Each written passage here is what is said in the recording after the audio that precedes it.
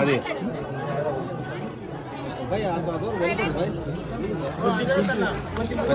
House బయట pin drop సైలెంట్గా ఉండాలి. అన్న మాట్లాడతాడు. ఎందుకంటే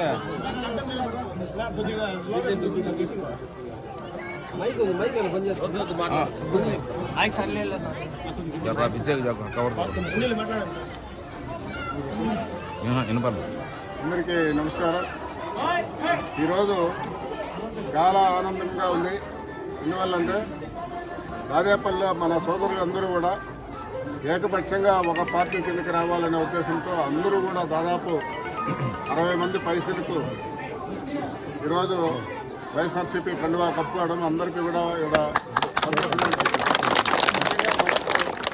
దాదాపల్లికి సంబంధించి ఇంకా అనేక మంది సోదరులు కూడా మనందరూ కూడా ఒకే తాటిపైకి తెప్పాల్సిన అవసరం ఉంది.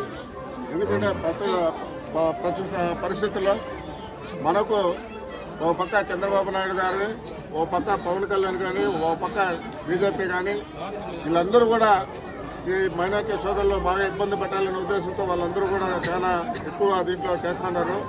దీన్నంతా కూడా మనం ఎదుర్కోవాలంటే ఒకటే ఆయుధం.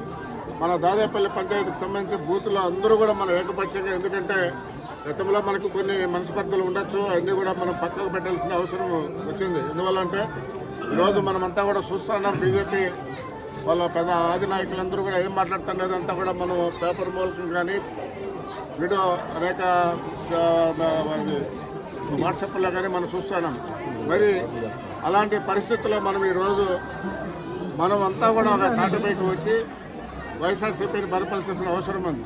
ఎందుకంటే మన యొక్క భవిష్యత్తు, మన బిడ్డల భవిష్యత్తు, మనకు ఎడ్యుకేషన్ పరంగా ఇచ్చే ఏదైనా కోటా కానీ అన్నీ కూడా మనము ఒక తాటికి వచ్చి మనం ఎదుర్కోవాల్సిన అవసరం ఉంది. ఎందుకంటే ఈ 3 పార్టీలు కూడా మనం ఎదుర్కొని మనం ఏకపక్షంగా మనం దాదాపల్లి బూత్కి సంబంధించి అందరూ కూడా పార్టీలకు అతీతంగా ఈసారి వైఎస్ఆర్సీపీని మనం ఎన్నుకున్నట్లయితే ఇక్కడ దాదాపల్లికి సంబంధించి అభివృద్ధి కార్యక్రమాలు ఏవైతే ఉన్నాయో అవన్నీ కూడా కంప్లీట్ చేస్తూ ఎవరికైనా ఇబ్బంది పెట్టకుండా అంతా కూడా అన్నదమ్ముల వరే మనం అంతా కూడా కలిసిపోయే విధంగా మనము అందరూ కూడా కలిసి రావాల్సిన అవసరం ఉంది.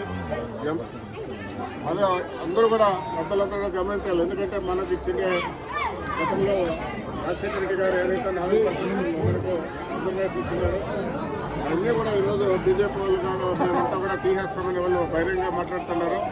మరి అలాంటి వారికి మనము తగిన బుద్ధి చెప్పాలంటే మనమంతా కూడా మన దాదేపల్లికి సంబంధించిన మైనార్టీ సోదరులంతా కూడా ఏర్పక్షంగా రావాల్సిన అవసరం ఉంది. పార్టీలకు అతీతంగా వచ్చి ఈసారి మనం వైఎస్ఆర్సీపీని బలపరచాల్సిన అవసరం ఉంది. కాబట్టి మీరందరూ ఒకసారి ఆలోచించిన మిగిలిన నాయకులు కూడా మనకు కొన్ని కారణాల వల్ల మనమంతా కూడా కొన్ని ఇబ్బందులు ఎదుర్కొన్నాం. ఏదంటే కేసుల్లో కానీ అవన్నీ కూడా గవర్నమెంట్ వచ్చిన తర్వాత ఆలోచించి అన్నీ కూడా కేసులను ఎత్తివేయడం జరుగుతుంది. మీరు ఆలోచించండి. అందరూ కూడా అన్నదమ్ముల వారే ఇప్పుడు ఎట్లున్నామో అందరూ కూడా మిగిలిన సోదరులు కూడా కలిసి వస్తారని ఆశిస్తూ ఈ అవకాశం అందరికీ పేరు